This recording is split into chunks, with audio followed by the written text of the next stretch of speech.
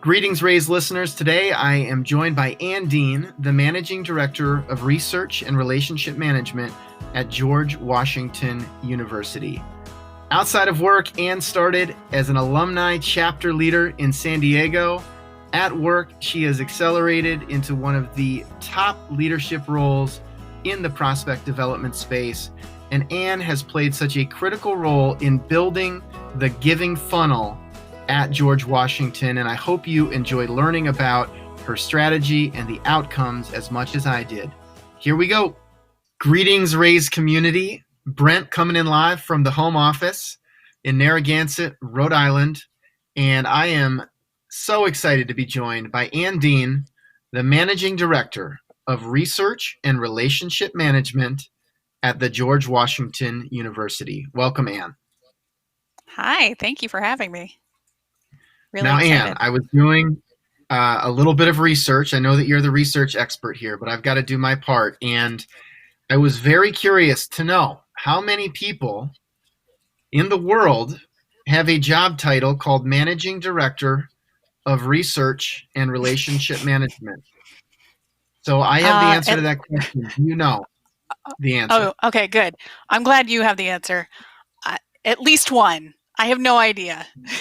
Exactly one. You're the only person in the world that I could identify with that job title. So that alone is going to frame much of the podcast, how you get to that position, and what led you to have this unique but important role. And in all seriousness, it has been a privilege to get to know you and your colleagues.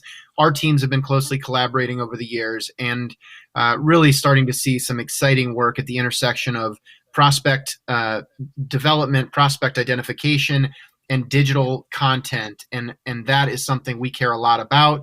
And it's just been terrific to see what you and your colleagues have been accomplishing. So before we get to that, I do want to understand your journey. At what point in your life did you expect you might become the only managing director of research and relationship management in the world? Who are you? In the world. Well, when I was 3, I decided, no, just kidding. I was like, great, isn't this every little girl and little boy's dream is to become the managing director? Certainly, like everybody else, sort of totally fell into philanthropy, right? And nonprofit work. I got into it as a student worker at my alma mater. Even before that, And where'd you grow up? You went to Vanderbilt, oh, and I'm so I went to curious what led Vanderbilt. you to Vanderbilt. A boy, of course. So academics as well. It's very important. Stay in school. But so I grew up. My husband and I are high school sweethearts. So we met in middle school and in Maryland, and he went to Vandy. And after the first year, I transferred there to be with him.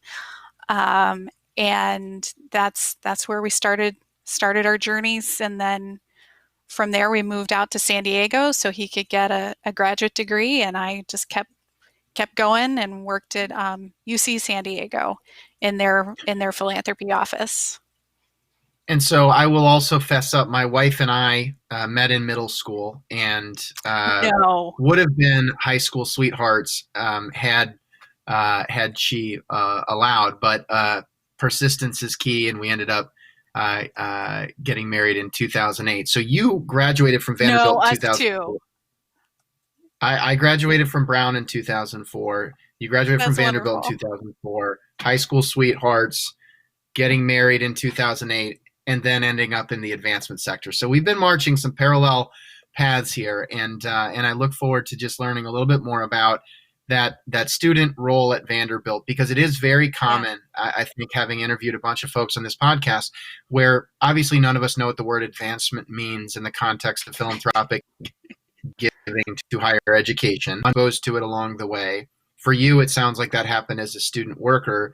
Did you know right away that you liked it, and what led to pursuing it full-time post-graduation in San Diego?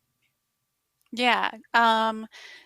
Great question. So my family has worked in higher ed for a while, right? My grandmother was in charge of some, right? I think she was staff as well as maybe a volunteer for her alma mater for Wilson College in Pennsylvania.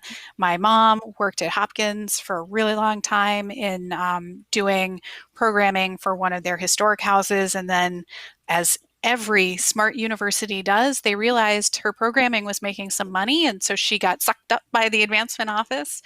And so when I was doing the rounds at the student worker fair, it was like, well, let's go for major gifts, and really just really fell in love with it from there, and started the falling in love with philanthropy generally, and then really fell in love and found, as I heard another colleague say, my forever career, my forever industry. Um, in the prospect development piece, right, of advancement, and really felt like my skills from everything I had learned and my interests and right putting together those puzzles was really coming together. So that led you to move to San Diego, take that Yep, opportunity. And yep. if there's one thing I know about people who move to San Diego, they rarely leave. And so there's They got to never be come more to back. that story. But I also saw that when you moved to San Diego, in the spirit of our parallel lives, you also immediately, it appears, got involved as an alumni leader for Vanderbilt. When I moved to Chicago in Yep. 2004, I immediately got involved as an alumni leader for Brown. And so, what was it like moving all the way across the country, getting to such a spectacular place like San Diego? Yeah. How important was that Vanderbilt community in your early years, even as you were working at UC San Diego? Yeah, it was fantastic, right? It's that little bit of home that I had had on campus and our on-campus experience. And really, as you may have also experienced, um, you start to raise your hand and then you speak up a little too much at the meetings, and then all of a sudden you find yourselves like in charge of the chapter. But it was so like it was also so great because you get to meet people that are all different class years. You get to meet people all different backgrounds, who you can call on in your personal life now that you didn't maybe know when you were on campus then. And really just having that connection back to our time on campus at Vandy. And we it was just, and no one likes to throw a party like Vanderbilt in San Diego, so that was always a good time, Okay, right? We got favorite to go. alumni event during your time Oh, in San yeah, you Diego? got to you got to go to the Del Mar racetrack for sure. Yeah, hands down. It was beautiful. It was a My beautiful event my every year. sophomore year roommate grew up in Torrey Pines, in or Oh, went to Torrey nice. Pines, grew up in Del Yeah. Mar. And okay, so that's on the list. So the racetrack is key, and Oh, yeah.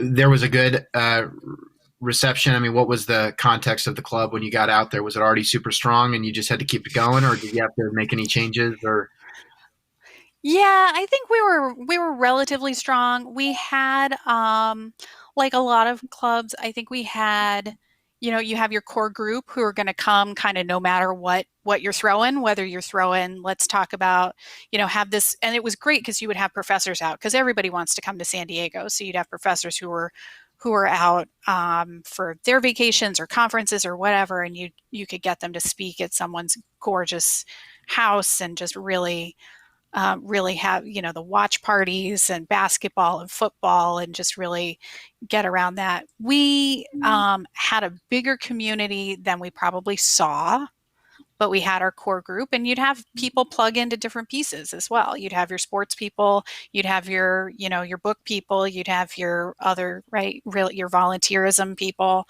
your social service kind of people, and they would just sort of plug in wherever they felt most comfortable, which was great.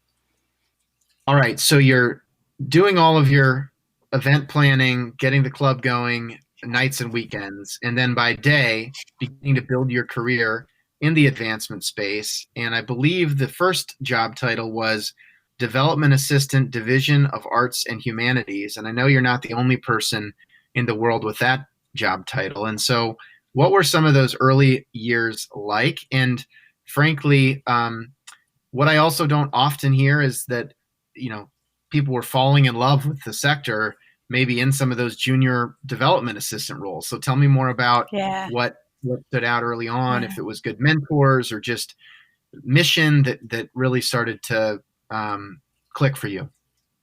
Yeah.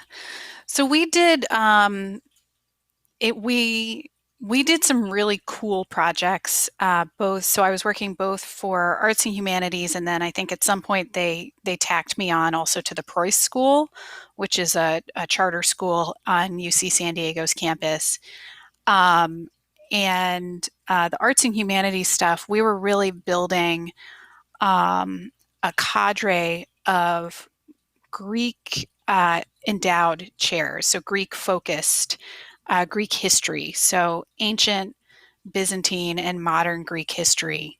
And we worked really heavily with members of the Greek community in San Diego, and they were just like generally, and then also specifically, we had a cohort of really invested and involved and very passionate volunteers who were just like, they would just ooze excitement, right? And so like so easy to be excited about a project like that. Well, like I don't have Greek in my background. Like, okay, I took some classes in ancient Greek literature, maybe, or whatever, right? Or whatever. But like and they were so warm and welcoming. They were like, come, and you'd pick documents up from their house and they'd like, let me, here's some food, right? Like just all the things. Like they were just so warm and welcoming and fully invested, engaged, and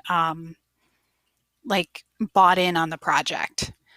So one of my first things was like making sure that we were going to be the only school. So to your research, I had to make sure we were the only school who was going to have this cadre of these three specific chairs to really talk about sort of an institute of sorts, not in name, but like that this was a focus of arts and humanities. So that was super cool. So when you see a project like that, I feel like right now, there's definitely a narrative around the higher ed space around it's all about jobs, placement, economic opportunity, STEM. I mean, what you just described is like the most liberal of the liberal arts sort of Right. spirit of higher education. And I'm just curious for people who maybe are feeling that same pressure, the narrative that I just described in the present moment, what appreciation maybe that gave you for the broader humanities aspects of higher education. Yeah, I think um, what's really interesting is that we need all of these things, right? In theory, we need at least some of them in our background. And that's part of the higher ed mission. Now, right, we've got schools, as you said, who are focused more on STEM. We've got schools who are more focused on languages and literature or whatever, law and politics, right? But it's just so wonderful to see them come together and have that you're you're like helping build that more fruitful human right after their higher education experience. It's wonderful. I mean, I studied international relations, Spanish, Portuguese, and Italian. So I'm right there with you. You got it. But it You is, got it. yeah, it's just interesting because, ultimately, when you think about the people that were philanthropic for that program, for that project, I mean, you were competing for their attention, you were competing for their Yeah. money, you were competing for, other nonprofits wanted them, I'm sure, some of the same people to fund Yeah. their initiatives. And so it is interesting to think about sort of that, what really makes a donor tick and how you're able to compete for that, money and time and Yeah. attention.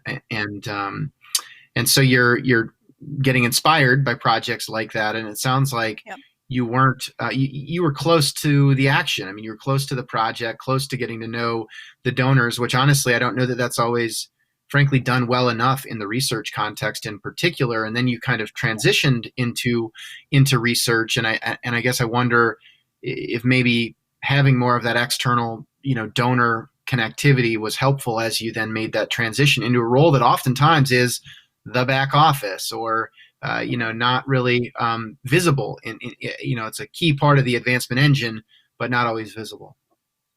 Yeah, I think absolutely. And certainly, so one of the things that I did a little stint as an interim associate VP for strategic advancement solutions, which is a long title to say my boss, right? And one of the things I did was some amount of front facing again, and it had been 15 years or more since I had done some of that. And boy, if I didn't pull out all those tools and skills and all the right, like all the things to really make sure that if I'm talking to, a donor, I'm making sure that I'm doing it at that caliber that my employer would expect, regardless of my most immediate experience, as you're saying, in the prospect development sphere. Just checking. And there is only one associate vice president of strategic advancement solutions in history that I've been able to identify. So I'm seeing a trend here, Anne. Yeah, yeah, Um, and so you did make the role, you made the transition to research analyst at UC San Diego. You yep. are, from 2007 to 2012, were out there and then ultimately decided to come back east. But I am curious, as you made that move to the back office, if you will, what stood out? And frankly, one of the things I'm always interested in understanding, and hopefully this isn't too loaded of a question, is the relationship between research analysts and gift officers. Because it really can be a yin and yang, or maybe an oil and water, depending on how things go. And so, what was it like when you moved into that role? Any lessons, mistakes? I don't know, All of them. insights about how to make a good impression and have a strong working relationship with your frontline staff. Yeah, yeah. Certainly, as I was talking to some colleagues earlier this week, they were saying it all started in San Diego, and I was like, yes, it did. Um, it really did, and that was where you're getting, as you're saying, you're getting that frontline, right? Not frontline experience, but front on the front lines with the gift officer, and really trying to work to be that trusted advisor with them, where you're like, you're either you might be pumping them up for a call. You might be talking them down What's that? You're from, like playing hype music for the gift officer yeah, before the oh, meeting? Is that part of exactly. it? No, it's truly like you might have to talk somebody into like, this is, you're doing the right thing. You are, right? Not that you're What's an convincing them example of of that? something. So we were working on a gift a while back where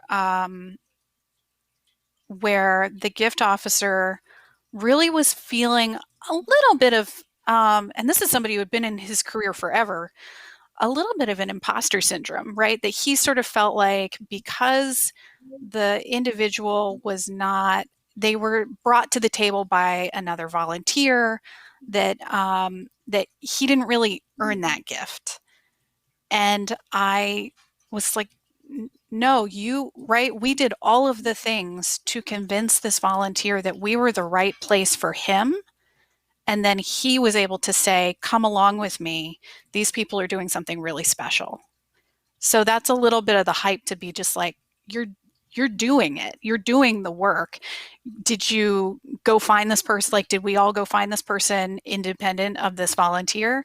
No. Did we bring them to the table all by ourselves? No. Did we do all of the good work to get him there? Yes. So sort of it doesn't always have to be that hard. Like it's okay if it's easy once in a Yeah. while or more streamlined. Interesting. Any Yeah. frustrating experiences with gift officers early in your career, whether it was, I don't know, they didn't like your hype music or they weren't interested in your perspective? Yeah, I think one of the things that has been a little challenging and is for often a lot of prospect development folks is a view, a misunderstanding that we have never asked for money and therefore we do not know the strain. Um, and I think that's challenging, right? Especially when some of us, granted, am I asking for thousands and millions of dollars? No. Have I raised money for my chapter uh, to continue providing amazing programming to our members? Yep. Um, do I know what it takes to try and get that sponsor to re-up? Sure. And so really sort of, it's not letting those kinds of things stop you from continuing to be like, I hear you, and I know this person, at least on paper. Let's talk about the themes I'm seeing. And you tell me what you're seeing, and somewhere in there, we'll create a beautiful strategy toward cultivation and solicitation.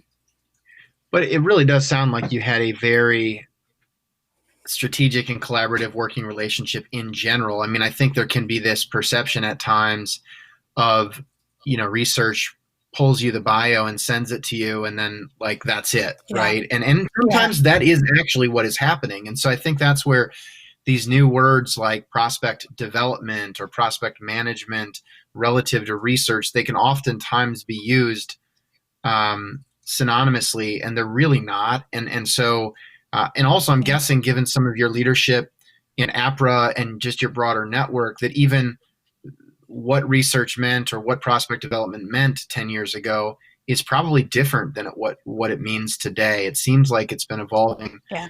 pretty rapidly. And I'm just curious, as you were then concluding that role in San Diego, you had moved out there, you'd become a volunteer, you had good career growth, you're loving the weather, Yep. yet you made the move east. And so, how did that come about? Was it uh, always kind of in the plan, or what led you to DC?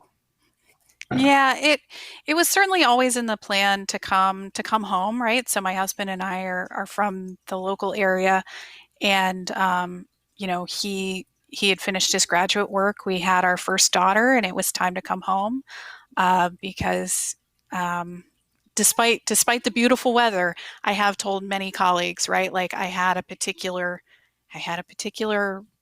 office cubby cube, whatever it was. I could lean back and I could see Torrey Pines Golf Course and the ocean. Like that's really hard to give up, but also having a real network of family supporters around Yeah. as you're trying to grow a young family is really important. And I'm lucky that I found an opportunity at GW that's just really allowed me to catapult from there. So how'd that come about? How did GW come about? There's a lot of schools in the, Eastern Seaboard Yeah, and Mid Atlantic, DC area. yeah, yeah. We had an open right. We had the opening. We had the opening, and there was a great. I looked around as a lot of us are able to do in DC and New York and other larger shops, larger cities. At DC has not just higher ed, right? We've got humanities orgs, we got social services orgs, we've got wildlife, we've got like we've got all different flavors of nonprofit. And thus far, higher ed has really been my home because it's also an ability for me to give back. Right, I was a scholarship recipient, and so working for another higher ed, I'm able to make sure that there are still future scholarship recipients coming along.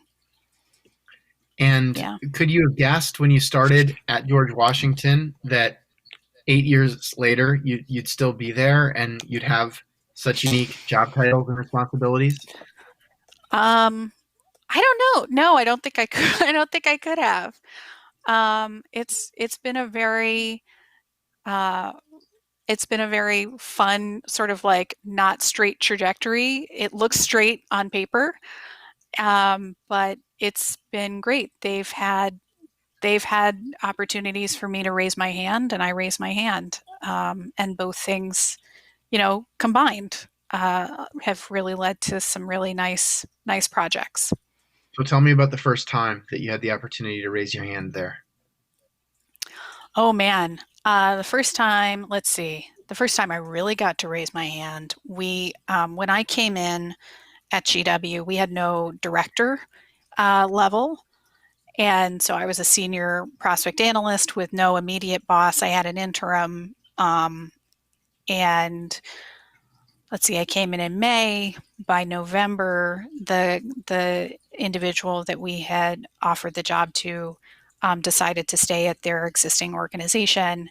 And I had a very fantastic mentor pull me aside within the organization, pull me aside and say, I think you need to take Thanksgiving weekend and think about if this director job is for you. And is this right? Is this a time to throw your hat in the ring?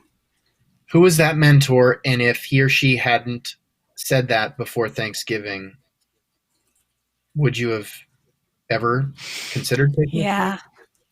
Yeah, so it's that was BJ Davison. So he is currently at West Virginia University. He had been at Hopkins, he had been at GW, he had been at Hood College. Um, and um, if he had not, I don't know. I maybe would have gotten there, but it would have taken me longer.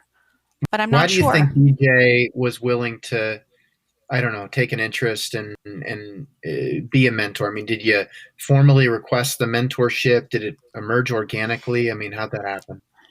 Yeah, no, it definitely emerged organically. He was actually my client, right, in terms of me being his prospect development liaison, because he had been at places like Hopkins and Hood. I knew him just from being around, and it was an opportunity, and he nudged me. That's great. It's amazing how Yeah. common in these interviews mentorship comes up, or that one Yep. moment where they encourage you to take a shot, and just that little bit of nudging can really, be an inflection point in someone's career. And so my understanding is after that Thanksgiving, you threw your hat in the ring, you received the director of research and relationship management position, and you had a pretty big team in that regard. I mean, I'm not sure that people would guess that George Washington would have such an investment in this research and relationship management realm. Yeah. So, tell us a little bit about what that team was like, and when you sort of showed up as, the new boss the first day, frankly, with a bunch of your peers who hadn't even been your peers that long. I mean, what was that Right. transition like? Yeah, I think that was really interesting, right? So I did a lot of reading as a new manager. I will say I had not. This was GW taking a chance on me. I had managed student workers up until then, which is an amazing experience, and it's wonderful to see. Like I have at least one student worker from my time in San Diego who's now in prospect development, right? So that's just fantastic. Um, and but I hadn't managed like FTEs. I hadn't managed actual staff, and there is a big difference as people who make that shift learn. And they were very gentle with me, and I still learned a heck of a lot about how to be clear, setting expectations, prioritizing work, and really like the team was a partnership among all of us, and really working hard towards a vision, and that was it. It's worked out, which is nice. And so you took that role, you're settling in back in DC, you've now got a young family. It looks like the kind of external engagement you had by way of Vanderbilt local alumni chapter in San Diego, some of that void and community building, it looks like, was really um, made up for in DC by you embracing APRA and some of the other Yeah. professional networks. And it just looks like, and I want to know more about it. How did you get involved? And why did you decide to really just put yourself out there? Because not everybody is comfortable, uh, getting involved or even showing up to that meetup, if you will. But then not only showing up and really becoming a frequent contributor, a leader of the organization. What was that trajectory like? And I mean, frankly, how does that benefit you, both personally Yeah. and professionally? Yeah. Well, I have another mentor to thank for that. So, Christina Pulowski, who's been in the prospect development world for ever. She was a mentor of mine out in San Diego. And I said to her, listen, as I was going through the job changes and I was talking with her, I was like, so I'm moving to a new city. What do I do? And she was like, the first person I would call is your local APRA chapter president.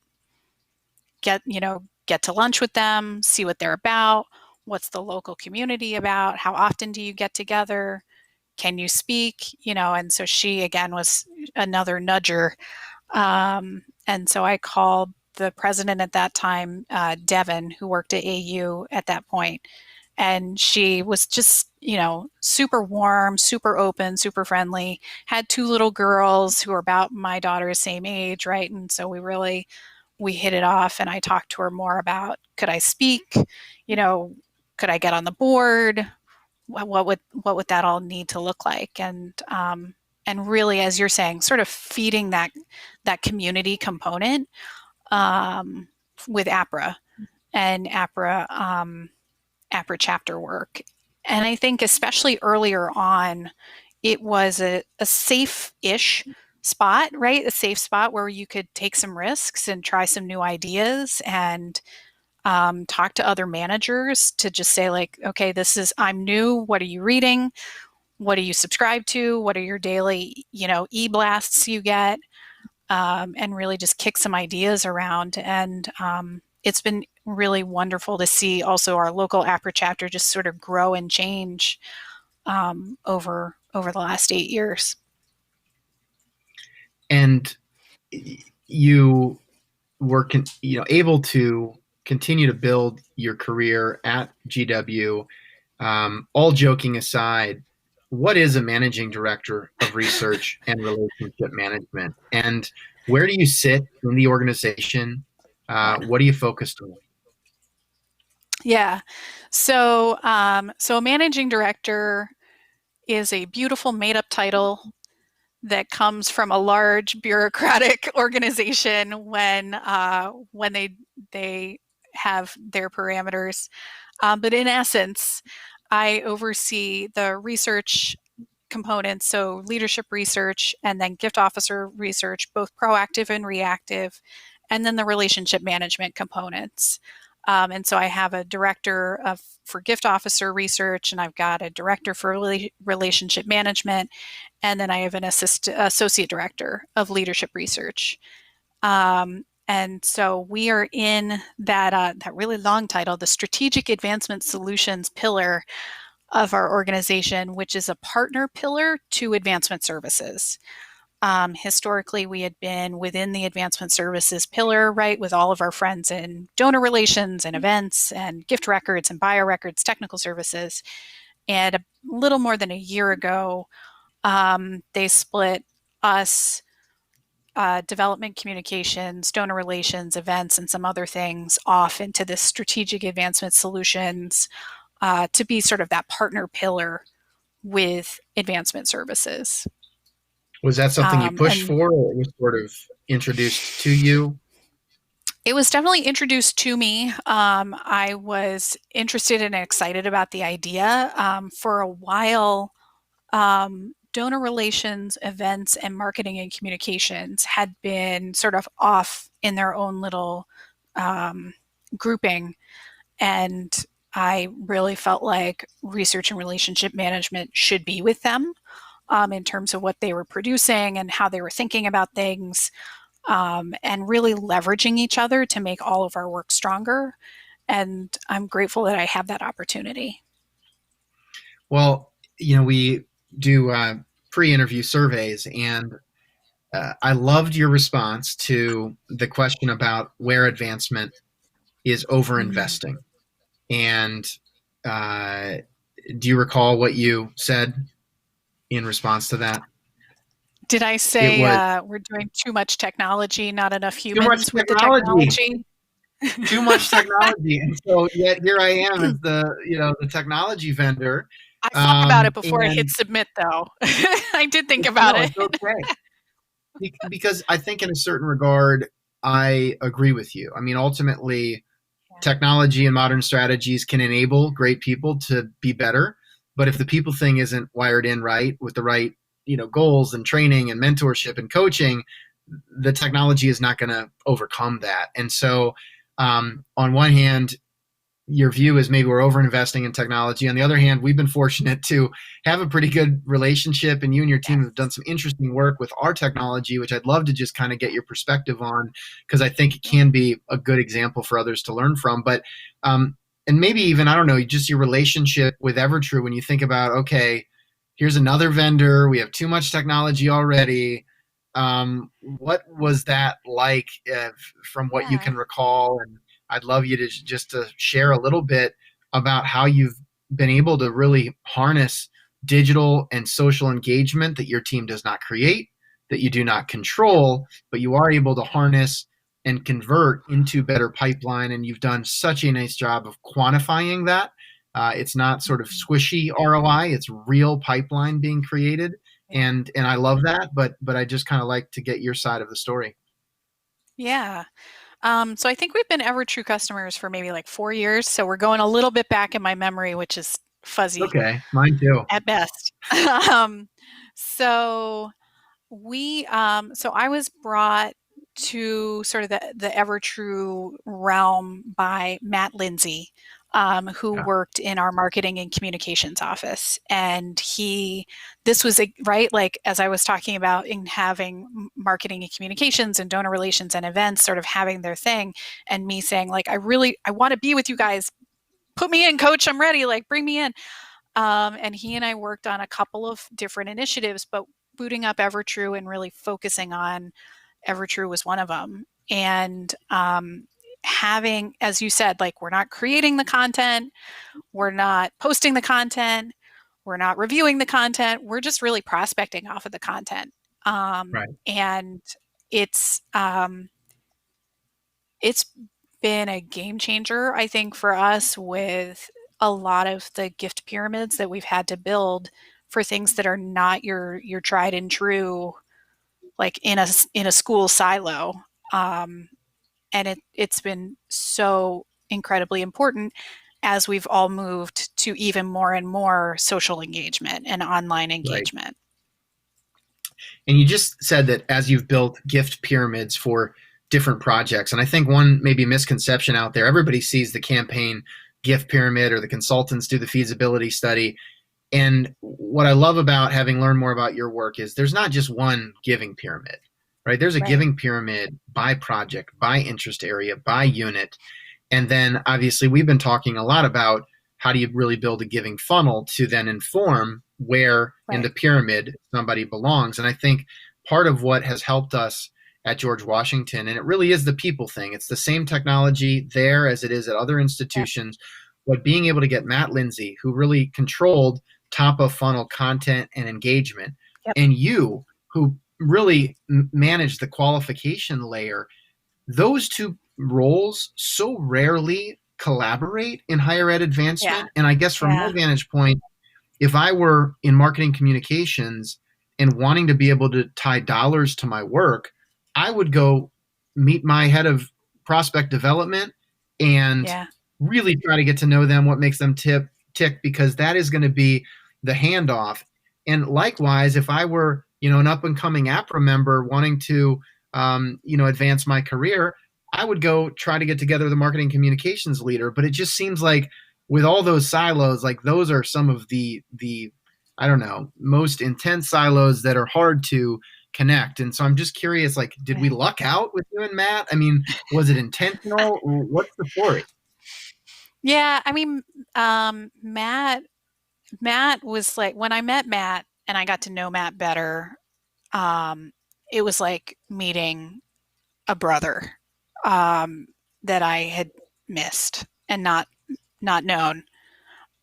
He had worked at GW for a really long time at that point and was speaking about things that I think we often take for granted and that we see in prospect development, right? So meeting alumni where they are today rather than assuming an interest based off of where they, right, what they studied, what they graduated, right, all of those like their student activities, and just assuming that they are the same person from the student activity day that they are today. And like Matt uh, introduced me to a project that they had 6 years ago or something. I can't even remember. Where we it was the high five challenge, and so they took several interests that were cross campus interests and really figured out how to your like funnel down to like between people voting online, voting with dollars. I think they voted twice online. It was like a lot of things, and then it was less things, and then they voted with dollars. And so we could really see like people saying the libraries are important to me, athletics is important to me, women's leadership program is important to me. And you could see those come through in the surveys. And it was just so powerful for our institution, right? GW's turning 200 in February 2021. We're old, right? Big old ships turn super slow sometimes, and really looking at our alumni through this interest focus is where Matt and I just started to meet and go from there. And so there were three big areas that we've been focused on. Mm-hmm. One is to complete renovations for Thurston Hall, which is one of your dorms. Yep. The second Yep. was to fund a new building for Hillel. And the third was to support major gift discovery for the athletics program. And I think those are three examples: building a building or a renovation, funding something like Hillel, very interest oriented, and then obviously athletics as well. That you could sort of take out those examples, insert some other interest area, and use the same philosophy, approach, technology that you, Matt, and others used.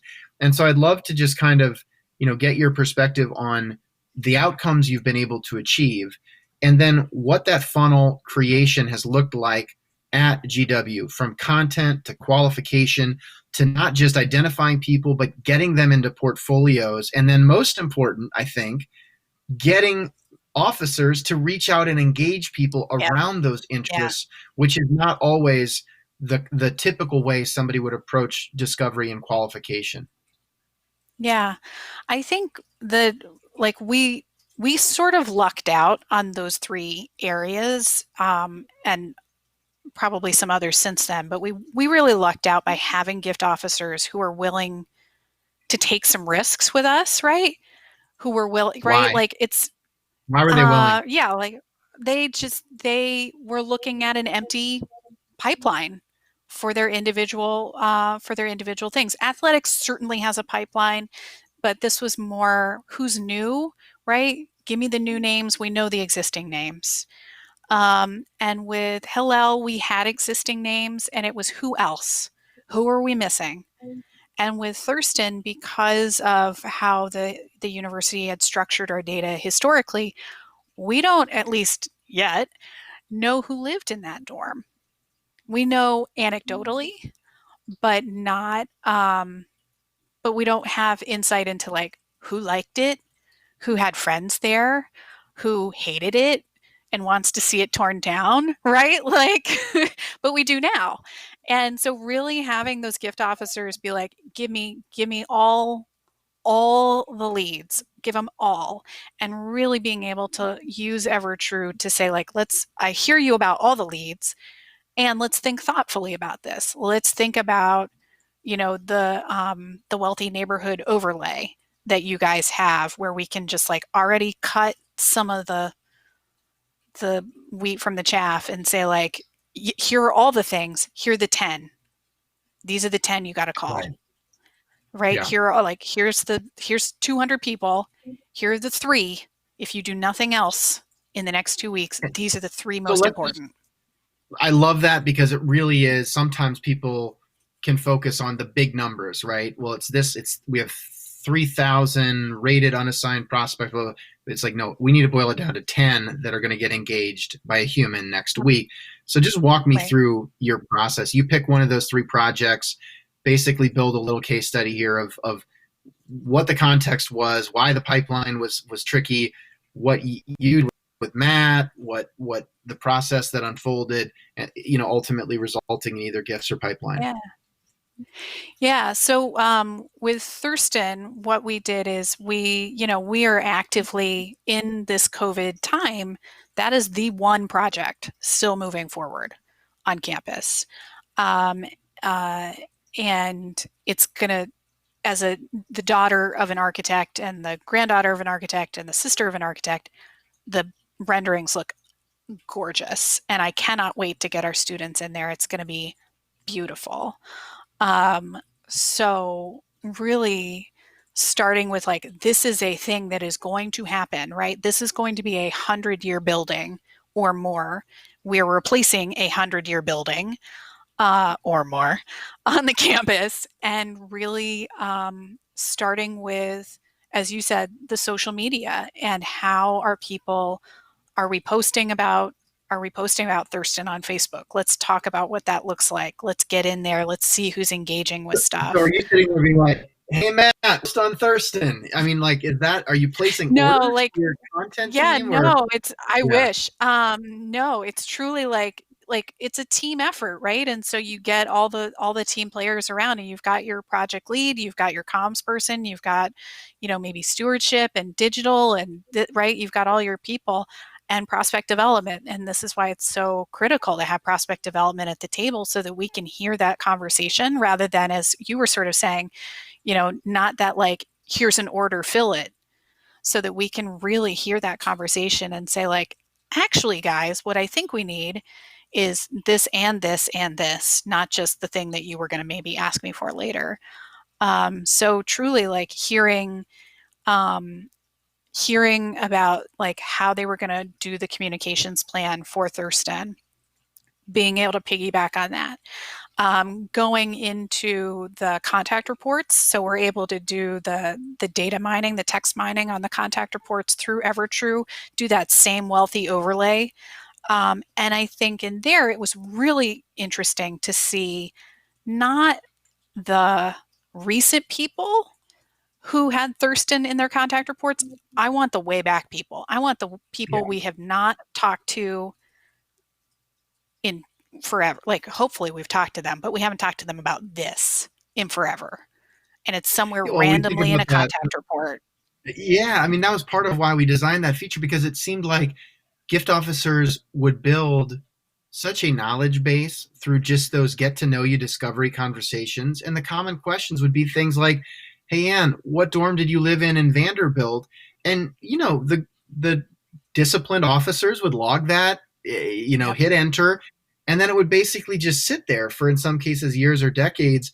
And then when it came time to renovate the dorm, and somebody would say things like, "Hey, who lived in Thurston?" And there's no records of who lived there in the 70s, but you can start to Google, Yep. hundreds of thousands of contact reports and find, 30 people who've referenced how much they loved it. Like that was part of Yep. what we thought might happen. You're actually making it a Yep. reality. So, on Yeah. one hand, there's sort of looking at what they've told us over the decades. On the other hand, what might we infer via digital engagement on social? Yep.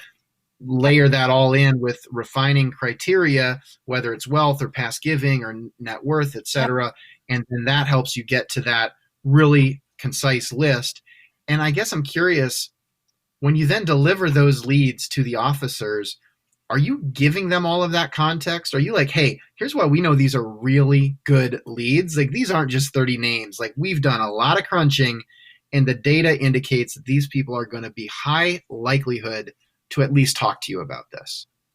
Yeah, absolutely. Because I think to your point, right? Like in the pyramid or the funnel model, you've got the many, right? And so what we're really doing is like, here's the many, but here's the, even if it's 50, here's the 50 you've really got to start calling and doing boots on the ground for and giving them that full context, right? Here's what I found. Did you know there was this random cohort of this kind of like group that lived on floor 7, between 1980 and 1992? So I went to go look for those people. I found 2 more, right? Or whatever the issue was. Took out anybody where it was, I took out some negatives, right? If they didn't love it. But sometimes if people hated their time in a particular building, them seeing a beautiful new building is the right thing too. So like giving both, like all that right? And really then starting to actively slot them uh, into the giving opportunities, the named giving opportunities at the different levels, just sort of based off of both their capacity, but also their level of interest in this particular project. So were there any early wins in that regard where you felt like it started building momentum, or the officers were like, "Whoa, and these are really good leads compared to what we might have typically seen." Yeah, I think that they have been very thankful and impressed, and in what we've been able to bring to the table, in to the tune of, I think I was telling I think it was I think I was telling somebody at Evertrue, like I started this project last summer. My team is still working on prospecting, right? So it wasn't just a one and done. It's not just right, because to me that's also the sign of somebody who's enjoying my work, is they keep asking for more, right? So it's not just a one, like, here's your list, take care, right? It's like we're still involved in churning up those new leads and really trying to look at what's the next post, when is that? How is that happening? What are those outcomes? And so, as it relates to outcomes right now, there was a recent article that some of my colleagues published in concert with you and your team, where Yeah. you've actually identified 700 people across those three different campaigns that Yep. have now been either begun the cultivation process or are in active solicitation, or in some cases have even funded gifts. So that really Yep. is kind of the giving funnel slash pyramid for a couple of these specific projects. But it sounds like there's, potentially millions of dollars of pipeline that isn't sort For of sure. totally a pipe dream. Like it's becoming pretty real, it sounds like. Yeah, and I think one of the things in looking at sort of those outcomes and seeing, I think we've got maybe at one point we had $6 million in new proposals come out of those three projects. That was, I think I checked maybe in January or February. We're 6 months down the road now. I'd love to check again, right? And especially if Yeah. my team continues to work on and Thurston especially, like, what are those outcomes? I think similarly, a totally different project we did, because a lot of people, everyone's commencement was virtual. So we actually just did a lot of prospecting off of our commencement, because that was on Facebook Live. And so using Evertrue again to really pull down on the list, it was a couple hundred people who engaged at that time, who like did something, not just watched it, but they commented, they liked, they loved. We had a couple wows, right? we had some tears. I don't know, everything that Facebook's letting you do. And really, again, triaging that list, because my team has limited time. The gift officers have limited time, and really saying to them, like, did you know these people who are in your portfolio watched commencement, they commented on it, and then again using that wealth overlay to say, here are two other leads for Yeah. you, Do you and think, really pushing and that.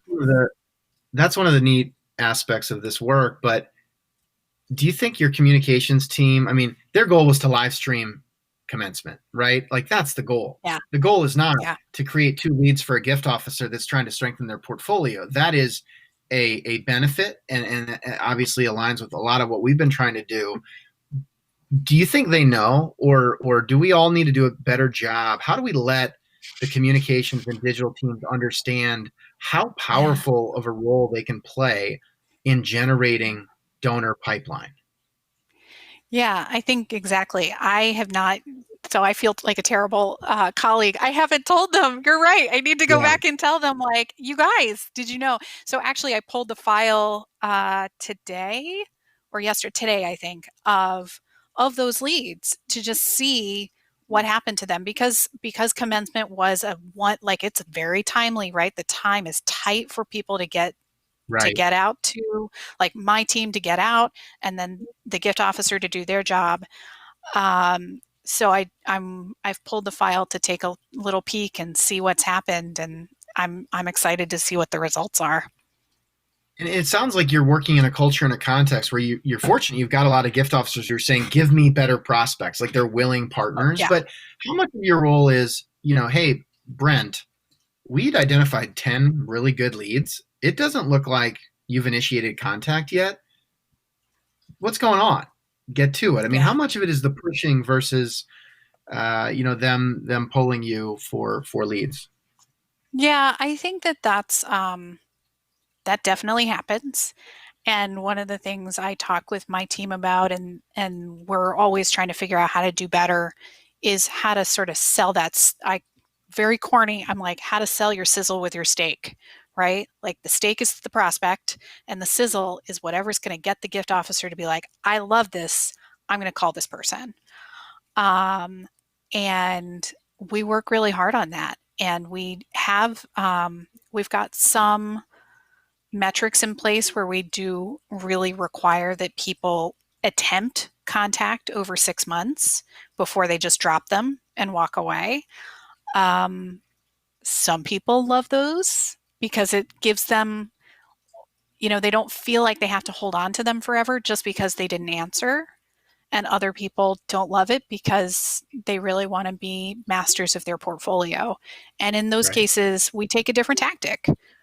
right? We just, they still need to do some qualification because our pipeline is not warm and infinite like some other organizations. We work hard to get people to really care about what the university is all about.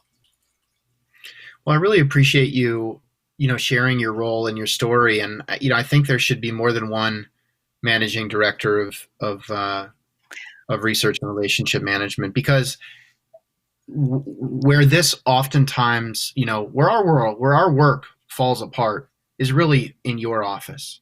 If we've got a Mm. strong partnership, if there are progressive prospect development folks that are willing to collaborate with communications, but also can provide context and have a good partnership with gift officers, that is, we see most commonly, the break in the giving funnel. It's not a shortage of content. Everybody's been doing that for a decade. Even if it's not the best content, there is plenty out there, Yeah. not to mention Yeah. historical contact reports. It's not the officers, in that everybody has gift officers and for the most part are looking for better prospects, right? It is Yep. that middle layer where you live and where your colleagues live, and where APRA is obviously stepping up and trying to provide more thought leadership around, that is the handoff. That if you get that handoff right, it's almost like having an assembly line. Engage them, Mm-hmm. qualify them, assign them, and then build the relationship and either disqualify or start the solicitation process. And that break point is so key. So it's great to see the Yeah. momentum that you have. We have to do, I think, a better job automating as much of that in our software as we can. But it is that human element that is just so key, and can make this super successful. But I'm sure we have customers that are, renovating dorms, raising money for athletics, uh, updating their Hillel Center, that are not Yep. doing exactly what you're describing, uh, even though the exact same technology is there. So it really is that people aspect that is so key. And so I am curious, when you think about APRA, or as you talk to to colleagues on the conference circuit now digitally, um, I guess what's your view on kind of the future of the prospect development, prospect management space? Because it seems to me like it has been trending toward proactive, not just reactive, and it's really accelerating in that regard right now, in part based on the work of you and Jacob Astley at Oklahoma State, and there are others out there, really pushing the envelope. But what's your take on, for early career prospect development professionals, just what kind of skills or alliances even might they want to focus on to ensure that Yeah. they're well positioned? Yeah. That's a really interesting question. I think to your point, right? Yes, absolutely. Proactive is way more where the game is rather than reactive. In terms of how to get right, we all need. To your point earlier, we're all going after the same people, and so how to say like, no, he or she is aligned with us for this reason, not just because they're an alum, right? Because that's not enough, right? let's give a little bit more thought into that, like really building out that strategy and that engagement strategy. There is also, yes, the research piece that's probably never going to, the reactive piece that's never going to go away. Data analytics and data science is hugely building out and is exploding in prospect development. I went to the Case Drivecast conference a week or two ago. I love all the content, and either I get it or it's like way over my head. And I every year I'm like, maybe next year I'll get it. Sometimes. Um, I think for the folks who are earlier and are working to build those skills, it's like don't leave any rock unturned, right? Raise your hand, take a risk, take an opportunity, start a project, and that may mean doing that with an app or chapter rather than with your employer, depending on where how progressive your employer is. Like looking for other ways to build out that sort of strategic mindset, that analytic mindset, and so that you've got that in your bag when the next managing director position gets posted somewhere. And that's a really good perspective, and I think words of advice as we wrap up here. And I just want to thank you for your willingness to share and push the envelope, and recognizing that there can be a bit of shiny object syndrome in the space. We don't want to be one of those shiny objects, but thanks for pushing us and for frankly helping us better understand why that human element is so key if we're really going to try to maximize what's possible in the sector.